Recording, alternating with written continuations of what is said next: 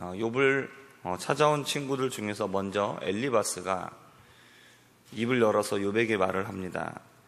엘리바스가 한 내용은 재앙은 이유가 없이 일어나지 않는다라는 것입니다.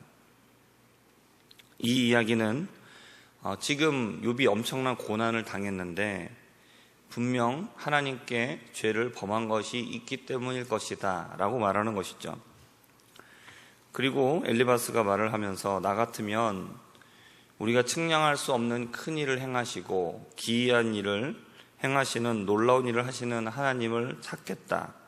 내 사정을 하나님께 내가 털어놓겠다라고 말을 합니다. 그렇게 하나님께 구하면 하나님은 도와주시고 구해주시기 때문에 6번도 7번째라도 용서해 주시기 때문에 하나님께 징계를 받는 것은 복된 것이다 라고 이렇게 말을 하죠. 그리고 나면 어떤 어려움이 왔어도 다 이겨낼 수 있고 고난 후에는 평안이 찾아올 것이고 다시 풍성한 삶을 살게 될 것이다 라고 말을 하면서 내가 하는 이 말이 이제까지 살아본 경험으로 하는 말이기 때문에 이 말이 틀림이 없으니까 잘 명심해라 이렇게 얘기를 합니다.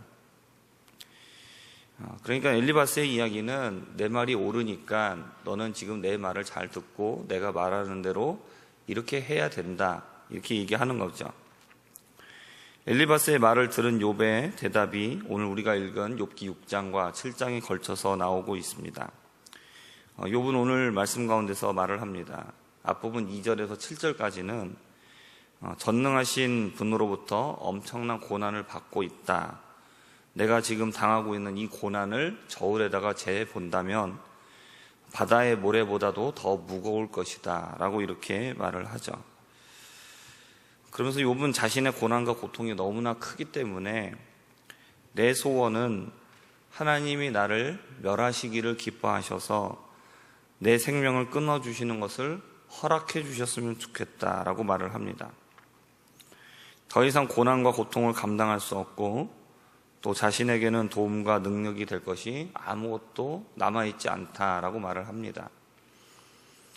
우리가 삶이 정말 너무 지치고 고난스러우면 욥의 이런 생각, 욥의 이런 말 우리가 다 이해가 됩니다. 정말 더 이상 하나님이 나를 괴롭게 하지 마시고 그냥 이 괴로움 가운데서 나를 빨리 좀 데려가셨으면 좋겠다. 이것이 우리의 솔직한 심정인 거죠. 욥은 늘 하나님 앞에서 흠이 없게 살기를 원했고 늘 그렇게 실천하면서 살았던 사람입니다. 욥이 자신의 지난 시간을 돌아봐도 내가 왜 이렇게 고난과 고통이 찾아왔는지 도무지 알 수가 없는 겁니다. 너무나 힘들기 때문에 차라리 날 좀 죽여줬으면 좋겠다. 이런 생각이 들 만큼 괴로운 것이죠. 욥은 자신의 생명을 끊어주시기를 원한다라고 말하면서 그래도 내가 기쁜 것은 내가 거룩하신 이의 말씀을 거역하지는 않았기 때문이다 라고 말을 합니다. 욥의 이 말은 무엇이냐? 나는 완벽하고 아무런 흠결이 없는 사람이다. 이걸 얘기하는 것이 아닙니다. 욥이 여기에서 내가 흠이 없다라고 얘기하고 있는 것은 무엇이냐면 지금 내가 당하고 있는 이 고난을 받을 만한 그러한 일을 한 적이 없다라는 얘기죠. 나는 이 일을 당할 만한 잘못을 그런 죄를 범한 일이 없다. 그렇기 때문에 나는 흠이 없다라고 지금 얘기하고 있는 겁니다. 욥에게는 엄청난 육신적이고 심적인 고난이 찾아온 것과 함께 도저히 이해할 수 없는 것은 고난을 주신 것에 대한 그 괴로움이 가득한 것입니다. 자신이 무엇을 잘못했는지를 분명하게 알 수 있다면 욥의 괴로움 가운데 상당 부분이 덜어졌을 겁니다. 하지만 도저히 이유를 알 수 없는 괴로움이 주어졌기 때문에 욥은 차라리 날 죽여주셨으면 좋겠다 이런 말까지 하게 된 겁니다. 근데 여기에다가 더해서 욥을 찾아온 친구들의 이 말이 욥을 더 괴롭게 만들었습니다. 욥의 소식을 듣고 찾아온 친구들이 욥에게 하는 말이 너가 분명히 잘못한 것이 있기 때문에 너에게 이런 큰 환난이 닥친 것이다. 그러니 어서 하나님께 잘못했다라고 빌고 용서를 구해라. 그러면 너를 7번째라도 용서해 주실 것이다 라고 말을 합니다. 그러면서 내 말이 확실하다라고 얘기하고 있죠. 그러면 욥은 결국 어떤 사람이 됩니까? 하나님 앞에서 범죄해서 이 벌을 받고 있는 사람이 되는 겁니다. 욥은 그래서 친구들에게 말을 합니다. 오늘 14절의 말씀이죠. 낙심한 자가 비록 전능자를 경외하기를 저버릴지라도 그의 친구로부터 동정을 받느니라. 욥이 하고 있는 이 말은 어떤 사람이 믿음 가운데서 낙심해서 하나님을 떠나는 일이 벌어져도 그 친구들은 그에게 무엇을 해준다라는 것입니까? 동정을 받는다라는 거죠.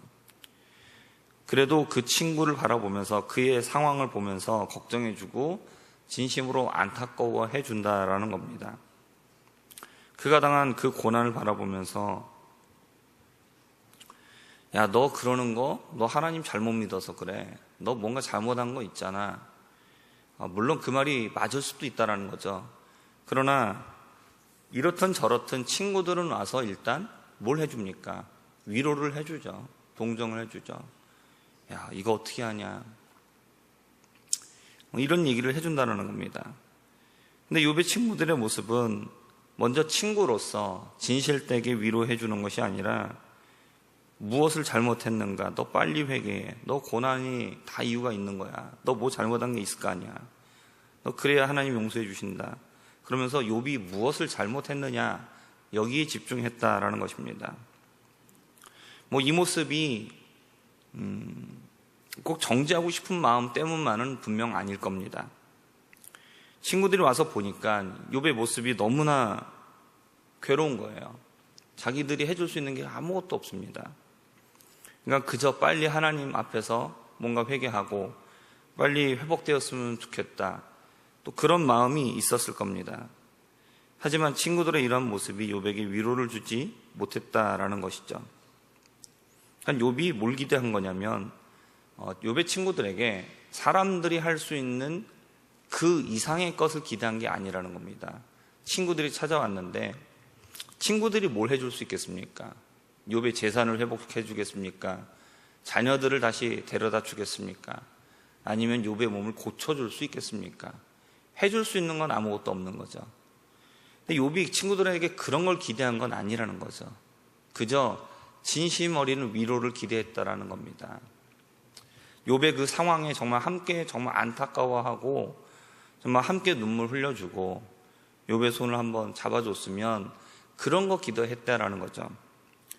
그런데 그런 모습은 전혀 없다라는 겁니다. 22절과 23절입니다. 내가 언제 너에게 무엇을 달라고 말했더냐? 나를 위하여 너희 재물을 선물로 달라고 하더냐? 내가 언제 말하기를 원수의 손에서 나를 구원하라 하더냐? 폭군의 손에서 나를 구원하라 하더냐? 욥이 기대한 것은 이런 게 아니에요. 욥의 상황을 좀 바꿔달라고 그걸 기대하는 게 아닙니다. 아무도 그거 해줄 수 없다는 건 욥은 이미 잘 알고 있습니다.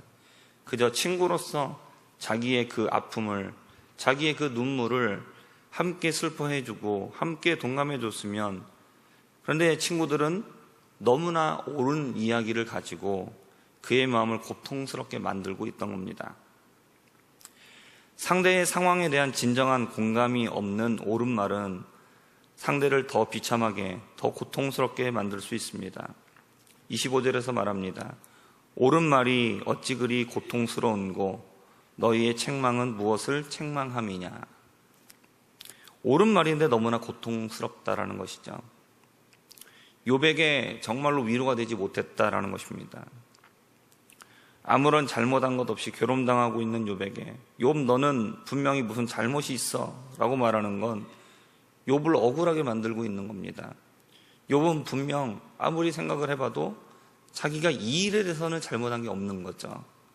그렇다면 그 욥의 말을 듣고 그러냐 믿어주고 욥을 의심하지 말고 욥을 받아줘야 되는데 그냥 그렇지 않고 너 뭔가 있어 라고 얘기하면서 욥을 억울하게 만들었다라는 것입니다. 우리는 다른 사람이 당한 고난에 대하여서 쉽게 말하는 것을 금해야 합니다. 신앙적인 부분에서 무엇이 잘못됐는가, 그것을 말해주는 것도 분명히 그에게 도움이 될 수 있습니다. 하지만 먼저 필요한 것은 그 상황에 대해서, 그 아픔에 대하여서 공감해주고 또 이해해주고 함께 그 아픈 것을 보듬어 주는 것, 그런 친구가 되어주는 것이 필요하다라는 것이죠. 우리가 다른 사람의 신앙적인 부분을 정확하게 판단한다는 것은 굉장히 어려운 일이라는 겁니다. 또 우리 사람들은 어떻습니까? 자신이 잘못한 것을 대부분은 자기가 잘 알고 있습니다. 또 모를 때에는 어떻습니까? 우리는 다 모르는데 하나님께서 시간이 가면서 또 어떤 그 일 가운데서 그 잘못한 것을 깨닫게 해주시는 경우가 많습니다. 그렇기 때문에 우리가 할 수 있는 것은 그 상대방의 어떤 잘못한 것을 찾아내고 너가 무엇이 문제가 있어 라고 얘기해 주는 것보다는 먼저 그 아픔을 공감해 주고 또 이해해 주고 보듬어 주는 것, 먼저 친구로서 그 일을 하는 것, 그러니까 우리가 하나님으로서 할 수 있는, 하나님으로서 하실 수 있는 그런 일을 우리가 하려고 하는 것이 아니라 우리가 사람으로서, 친구로서 해줄 수 있는 일을 우리가 해주는 것, 그것이 그런 이해와 사랑으로 감싸주는 것이 우리가 해야 될 일입니다. 그리고 정말 정필요하면 먼저 요청을 한다라면 내가 무엇이 문제가 있는 것 같은가 라고 이렇게 물어보면 조심스럽게 내가 볼 때 얘는 이런 것 같다 라고 얘기해 주는다라면 또 좋은 충고가 될 겁니다. 우리가 할 수 있는 것을 해주는 것, 내가 친구로서 해줄 수 있는 것, 이것을 해주는 것이 참된 위로고 그것이 또 올바른 신앙을 가진 사람의 모습이 될 겁니다. 바라기는 우리가 함께 신앙생활을 하는 우리 성도들에게 그들의 삶 가운데 어려움이 찾아왔을 때 그 아픔에, 그 고통 가운데 동감해주고 손을 잡아주고 눈물을 흘려줄 수 있는 그런 친구로서 우리가 함께 살아가는 우리가 되기를 주님의 이름으로 부탁드립니다. 기도하겠습니다. 하나님 아버지, 우리가 삶 가운데 고난과 어려움이 찾아와서 너무나 힘들 때에 하나님, 우리가 그 상대방의 그 아픔에, 그 눈물에 우리가 함께 동감해주고 함께 도와줄 수 있는 하나님 진정한 친구가 되게 하여 주옵시고, 하나님, 우리가 또 하나님 앞에 무엇인가 잘못한 것이 있을 때에 하나님, 우리가 스스로 잘 깨닫게 하여 주옵시고, 하나님, 그러한 잘못을 주님 앞에서 돌이킬 수 있고, 아버지 하나님, 정말로 그렇게 주님의 손길 가운데로 다시 회복될 수 있는 우리가 되게 하여 주시옵소서. 감사드리며 살아계신 예수님의 이름으로 기도합니다. 아멘.